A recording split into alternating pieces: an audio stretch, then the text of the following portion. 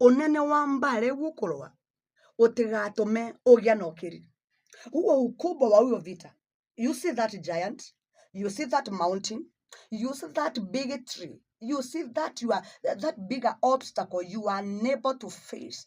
It is like a very big mountain in front of you. It doesn't matter the size of that obstacle. It doesn't matter the size of that mountain. My God. It doesn't matter the size of that giant you are about to face. What matters is how prepared you are.